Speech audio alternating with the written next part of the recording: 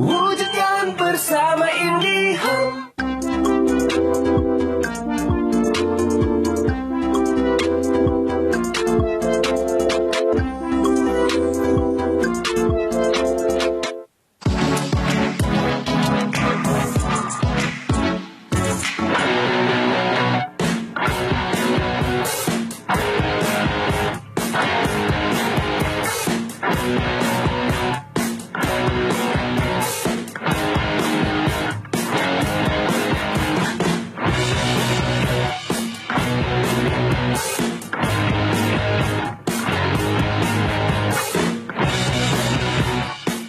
Perkembangan usaha tani di Indonesia semakin beragam dan makin diminati, baik usaha besar maupun mandiri. Salah satu produk yang mudah dikembangkan dan sudah punya pasar adalah usaha jamur tiram. Di Indonesia, jamur tiram dikembangkan sejak tahun 2003 dan menyebar ke 4 provinsi, yakni Jawa Barat, Jawa Tengah, Daerah Istimewa Yogyakarta, dan Jawa Timur. Pemirsa Ruang Berkebun, berjumpa lagi bersama kami. Pada episode kali ini kami akan mengulas tentang budidaya jamur tiram dengan menghadirkan narasumber yang tentunya sangat berkompeten di bidang ini. Jadi jangan kemana-mana ya, tetap di Ruang Berkebun.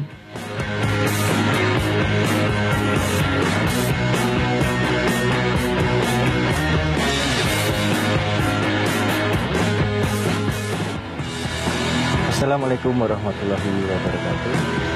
Saya adalah petani jamur ini di perkebunan jamur tiram saya. Alhamdulillah sampai dengan saat ini saya masih aktif di perkebunan jamur tiram atau fokus di jamur tiram ini.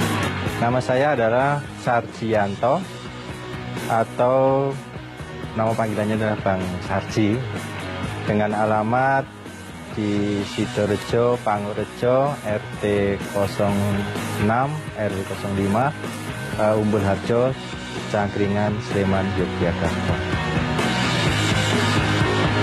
Saya mulai tertarik dengan jamur tiram itu sebenarnya udah lama, dari tahun 2009, tapi karena kondisi di Merapi atau ada erupsi Merapi, jadi saya masih dalam kategori ketertarikan aja. Nah, akhirnya eksekusinya itu di 2011. 2011 saya udah mulai mencoba, dan kalau ditanya dari mana kok kamu bisa belajar?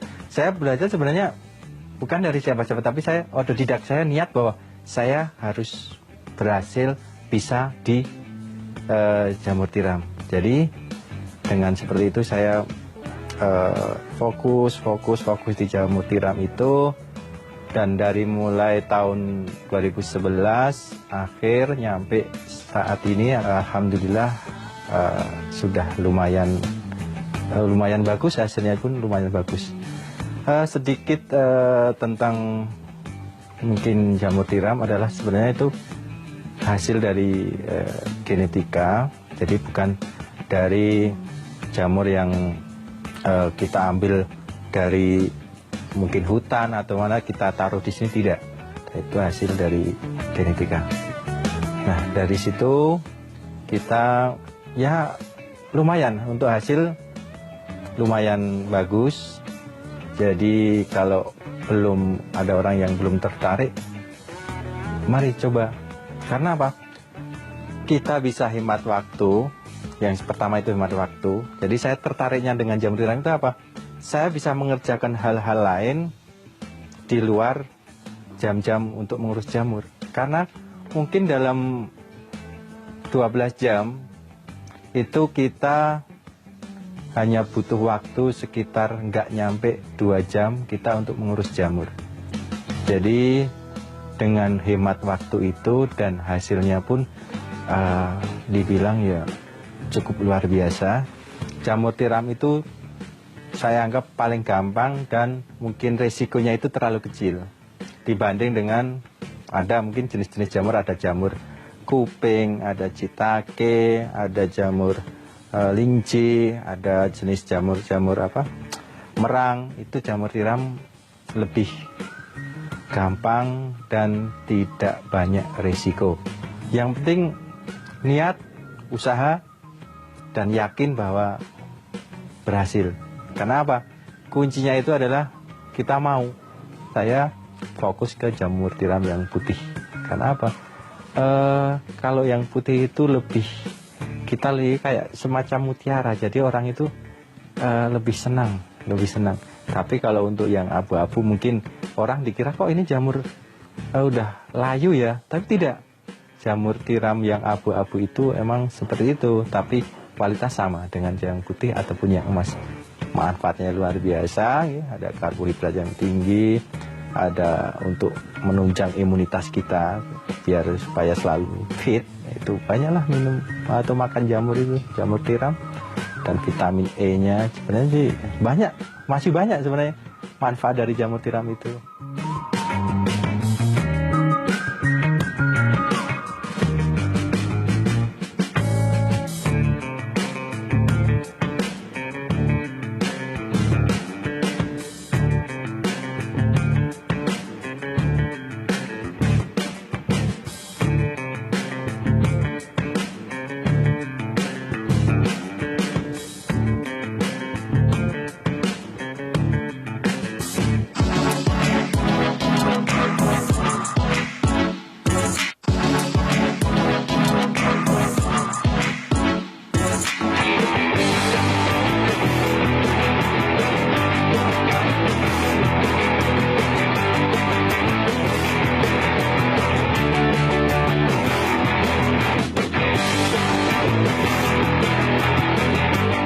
Jamur tiram merupakan salah satu jamur pangan dari kelompok Basidiomycota dan termasuk kelas Homobasidiomycetes.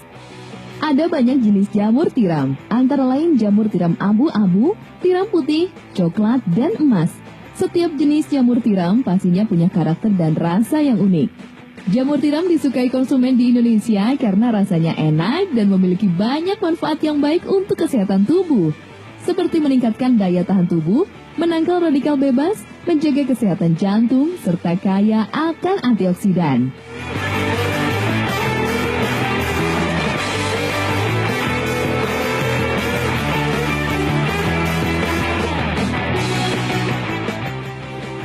Oke pemirsa, kita lihat ini namanya daklok ya. Atau di dalamnya ada bibit jamurnya, yang di dalamnya ini ada namanya serbuk gergaji, ada dedak atau katuk tadi, ada kapur, dan ada biji-bijian seperti jagung dan lain sebagainya. Ini adalah cincin lock itu supaya untuk mengancing. Jadi ini hasil dari oven, dimasukkan sini, kancing, terus dikasih kapas. Tujuannya apa? Supaya gas yang ada di dalam daklok ini tidak keluar sampai beberapa hari. Nah ini kalau pertama kita ini warnanya adalah coklat. Jadi coklat, masih belum ada namanya bintik-bintik, belum ada, dari full coklat. Setelah kurang lebih 1 minggu kita biarkan, kita akan menemukan atau kita mendapati yang warnanya seperti ini, kayak ada tempe ya, tempe gembus atau apa ya, seperti ini. Nah, ini berarti udah yang namanya bibit itu udah mulai reaksi, ada reaksi gas, udah mulai menyebar, udah siap untuk dilobangin, atau sistemnya dari mulai full seperti ini. Jadi nggak ada celah, karena kalau dikasih celah, gas akan pergi. Kalau gas pergi, belum sampai jadi jamur sudah hilang, jadi nggak bisa jadi jamur tiram. Nah, untuk proses pelubangan itu bisa dengan cutter. Jadi cutter ntar dilobangin, ada, karena ini udah di depan ini, kita lihat ini di depan 1, 2, 3. Jadi untuk pertama, kalau untuk normalnya ambil di sini, dilobangin 1, sini satu. Karena apa? Kalau di sini kok nggak di sini sama sini? Karena kalau di sini sama sini kita tumpukan sama yang lok bawahnya. Jadi harus samping sini sama satu sini biar tidak tumpukan. Nah, kalau sudah kita tunggu kurang lebih 2 minggu. Ini udah mulai ada namanya bibit keluar, jamur junior atau jamur kecil itu udah calon jamur besar, itu dia keluar dari lubang ini. Nah, kalau biasanya di sini sama sini kan yang putih duluan, di sini belakangan, tunggu dulu. Jadi di sini itu kita tunggu putih dulu, setelah putih baru kita lubangin 1, 2.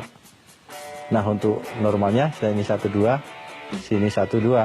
Tapi kalau untuk mau memaksimalkan hasil, ambil ini. Nah, ini kapasnya kita ambil, kita buang. Supaya apa?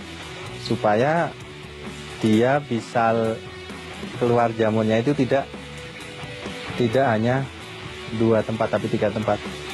Kenapa di sini kita copot? Biasanya kalau kita copot di sini keluar jamurnya dengan ke atas lebih bagus, gede-gede, batangnya gede, terus agak lebar-lebar itu. Jadi kalau yang dari sini biasanya kurang maksimal. Kalau untuk mungkin nilainya gimana? Sama. Nah, kalau untuk kualitas jamur, selama dia jamur itu kelihatan segar, putih, terus agak lebar, itu berarti udah bagus, kualitas bagus. Kalau tua gimana? Tandanya kalau jamur itu udah tua, ujungnya ada jamur itu ada seripian, nah ujungnya itu udah agak tipis. Nah, kalau udah tipis berarti itu jamur udah tua walaupun tidak besar. Jadi besar kecilnya itu bukan menandakan oh ini jamurnya yang bagus itu yang besar, enggak. Tapi jamur itu tua dan muda. Kalau masih muda berarti masih agak mingkup, agak tebel. Di pinggirnya itu tebel, tapi kalau tua tipis. Nah, itu udah siap untuk dipanen. Nah, terus hasilnya gimana? Kalau dalam pengalaman saya dalam 1.000 log itu kita ambil harian. Jadi jamur tiram itu tidak seperti jamur-jamur kuping gitu. Kalau jamur kuping kan kita panen raya, ambil panen. Ini tidak, panennya bergelombang gitu. Pas dikit naik puncak. Nah, naik puncak itu dalam 1.000 log itu bisa mungkin 22 kilo gitu kan, 22 kilo, terus turun ke 20 kilo, 15 kilo, naik lagi bisa ke 25 kilo. Nah itu, jadi biasanya kalau untuk memulai modal, kita modal umpama kecil lah, nggak usah banyaknya, 1.000 log aja, itu yang paling atau kita ambil pahitnya itu 3 minggu kita modal dari beli bibit sudah kembali. 3 minggu, 4 minggu, itu maksimal 4 minggu udah bibit kita udah kembali atau modal bibit kita kembali. Nah, selanjutnya tinggal kita menghitung hasilnya atau untungnya. Berapa lama bertahannya ini dalam 1 log ini? Tergantung dari tadi cuaca, bisa nyampe 6 bulan masih produksi. Walaupun nggak banyak, tapi masih menghasilkan lumayan. Nah pemirsa, bicara tentang log jamur tiram tadi ya, ada namanya ulatnya atau sejenis penyakit atau mungkin ya kalau dibilang virus sebenarnya bukan virus, tapi ada kadang itu yang mengganggu, itu ulat kecil-kecil itu ulatnya warnanya putih. Itu biasanya penyebabnya karena terlalu lembab atau karena di sini kan ada kubung. Biasanya sebelum diisi jamur kita kasih gamping atau kapur, kita sebarin kapur untuk mengantisipasi supaya tidak ada bakteri-bakteri yang merugikan. Jadi di sekitaran kubung atau mungkin sebulan sekali dikasih sebenarnya untuk antisipasi supaya jamur itu kondisinya tetap bagus. Dan untuk mengantisipasi supaya ulat itu hilang itu gimana? Itu gampang sekali, yaitu di toko-toko tanaman banyak itu yang namanya Marshall ya. Marshall itu dia bukan kimia, tapi bagus itu sebenarnya fungsinya itu bukan hanya untuk jamur tiram, untuk umum sebenarnya, berbentuk umum, bisa untuk atasi di cabai atau di tomat atau di terong. Tapi untuk jenis jamur tiram itu bagus pakai masak. Di samping dia bisa membunuh itu ulat, dia juga ada fungsinya. Sepengetahuan saya dan sepengalaman saya selama ini, masalah itu ternyata fungsinya bisa untuk merangsang. Jadi bisa ada rangsangan supaya lebih cepat tumbuh jamur, yang jadinya jamur itu kok udah nggak begitu produktif, disemprot marsal itu bagus, hasilnya akan lebih sempurna dan cepat tumbuh. Nah, dari mulai proses lock dari hitam putih dilobangin tumbuh jamur itu berapa hari? Kalau tanya berapa hari, kita karena ini fermentasi ya harus agak sabar, bisa kurang lebih 3 minggu. 3 minggu itu dari mulai kita naruh sampai keluar jamur itu 3 minggu. Dan kalau mau panennya setelah tumbuh, panen itu paling nggak nyampe seminggu atau 3 hari itu udah mulai besar. Jamur itu udah mulai besar, udah siap untuk dipanen. Setelah itu awalnya sedikit, mungkin kita kok hanya 1 biji sih yang keluar atau hanya 1 lock di tengah-tengah lagi. Biasa seperti itu. Karena apa? Setiap lock itu kan punya gas yang berbeda-beda, tidak sama komposisinya. Jadi tumbuhnya jamur pun tidak bareng. Bisa jadi hari ini si lock yang satu, dan besoknya lock yang satunya lagi. Makanya dengan seperti itu panen itu dia tiap hari. Dalam 1000 bisa 300 untuk hari pertama, 300 untuk hari kedua, 300 untuk hari ketiga. Tidak langsung semuanya panen bareng, tidak. Bisa itu berhenti sekitar 3 hari, bisa lama-lamanya bisa 5 hari. Udah nggak apa-apa, santai, itu biasa. Setelah itu baru mulai lagi tumbuh lagi, banyak lagi, itu seterusnya seperti itu. Nah, setelah itu biasanya setiap kita naruh jamur tiram, sekali naruh, ini usianya bisa nyampe 5 bulan misalnya gitu. Mungkin hanya 1 kali itu mengalami vakum, berhenti. Setelah itu udah normal kembali. Mungkin untuk perawatan ya,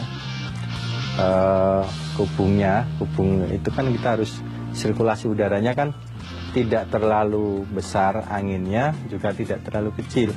Kalau terlalu kecil ngap, dia akan banyak air dan tumbuh jamurnya kemungkinan bisa banyak ulatnya. Jadi harus kestabilan, angin jangan terlalu besar. Makanya pakai kayak model anyaman bambu. Karena apa?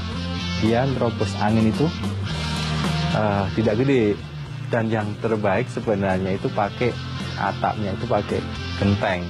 Genteng itu satu bisa menahan panas, yang kedua ada penyerapan dingin. Jadi dingin yang dari atas itu bisa bertahan lama.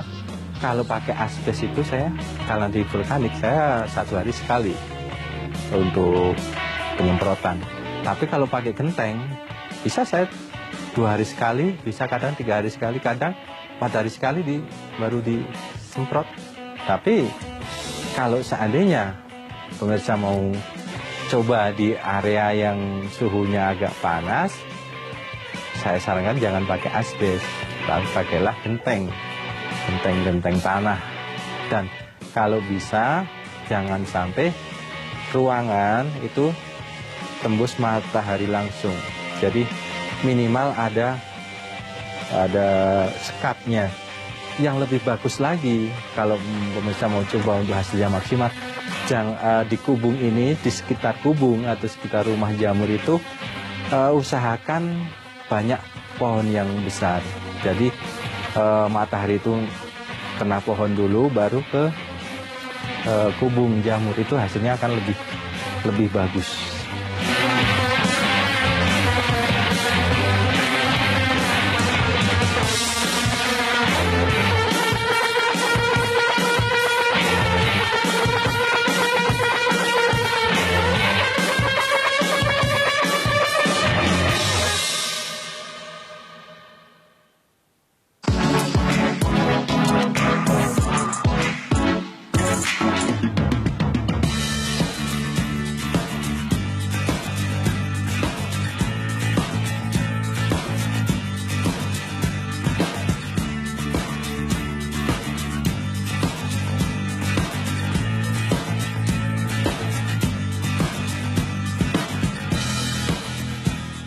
Di kelompok hortikultura, jamur termasuk salah satu komoditas yang berkontribusi besar pada devisa negara. Jamur hasil budidaya dari Indonesia dikenal memiliki banyak penggemar setia, mulai dari Tiongkok, Korea, dan Singapura. Ekspor jamur dari tahun ke tahun makin meningkat. Namun, Indonesia baru mampu memasok 0,9% dari kebutuhan jamur di dunia. Produksi jamur Indonesia baru menduduki peringkat ke-15 di dunia, bersaing dengan negara Cina, Italia, Amerika, Belanda, serta Polandia sebagai posisi teratas. Jadi, budidaya jamur tiram adalah pandangan bisnis yang menggiurkan mengingat permintaan pasar yang begitu besar.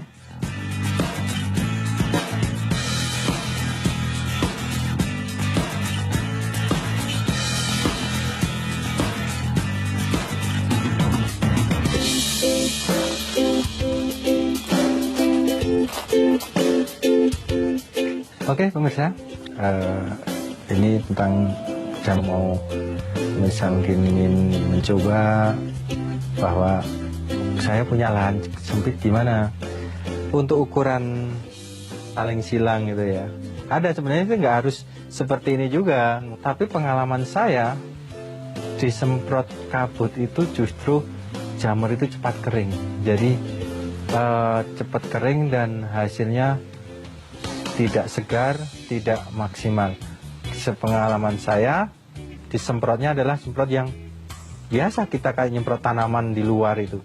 Banyak. Itu akan hasilnya lebih bagus dan jamur akan segar.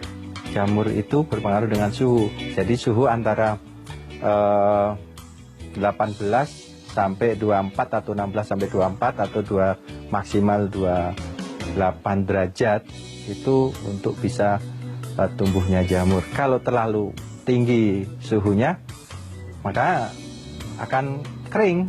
Daya tahan jamur tiram ini secara normal tanpa adanya pressure atau kulkas itu kalau yang paling bagus kalau pagi dipetik, maksimal sore dikonsumsi itu maksimal. Karena apa? Ya itu tadi. Makanya kita harus siap pasar itu supaya apa? Keadaan jamur selalu segar. Karena kalau kita petik pagi, terus pagi lagi baru kita konsumsi, nilai kesegarannya itu akan berkurang. Solusinya adalah kita masukkan ke dalam kantong plastik, kita lubangi pojoknya, terus kita simpan yang paling bawah yang tempat sayur. Dengan tujuan di lubangin itu apa? Air yang harusnya nempel yang di dalam jamur ini dia akan turun dan mengalir ke dalam lubang tadi dan akhirnya tidak menjadi jamur tiram berair. Dan yang pasti jamur tiram ini tidak bisa bertahan lama.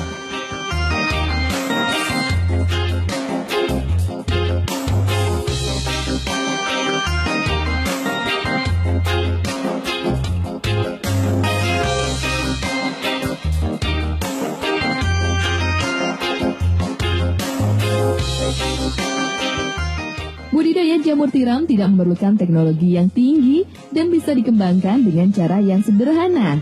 Bahkan seorang pemula pun bisa melakukannya. Jamur tiram putih punya masa depan yang baik karena terbukti makin populer. Jadi budidaya jamur tiram bisa dikatakan adalah investasi murah dengan hasil yang menjanjikan dan layak dijadikan lahan bisnis.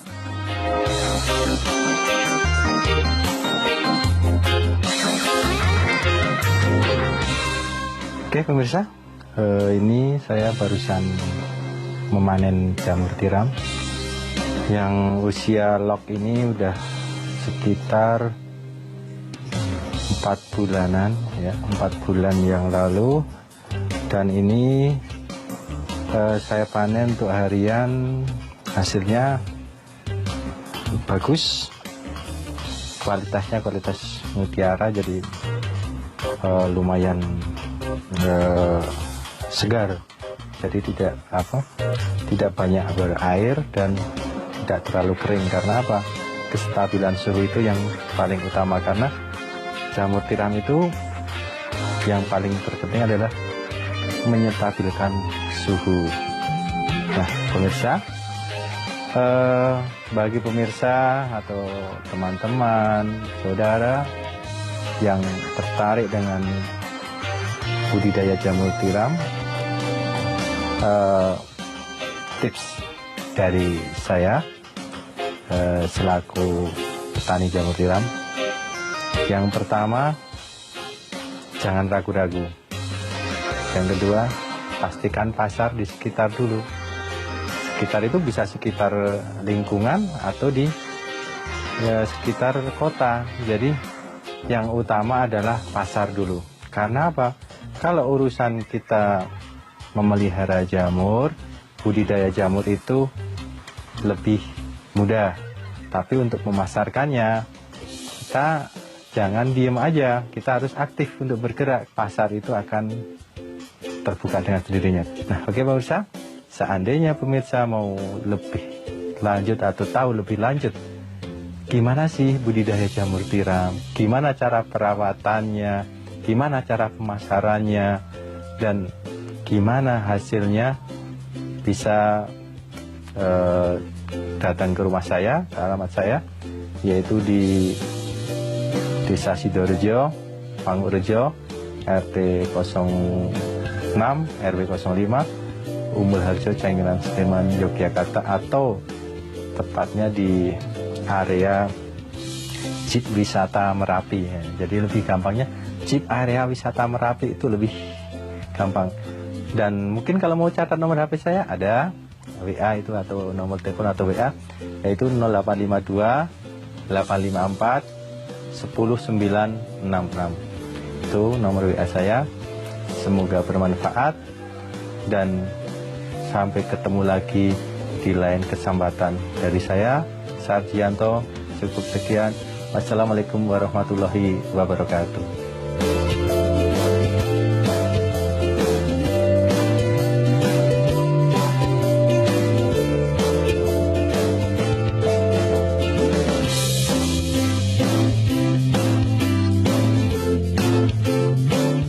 Pemirsa Ruang Berkebun yang tadi membantu Anda dalam menentukan bisnis ke depan, yang terpenting untuk berbisnis adalah keberanian, niat, dan usaha agar bisnis bisa berjalan serta konsisten. Tak terasa sudah 30 menit berlalu, itu artinya kami harus segera undur diri. Nantikan terus episode Ruang Berkebun lainnya, tentu hanya di channel Ruang Berkebun. Sampai jumpa!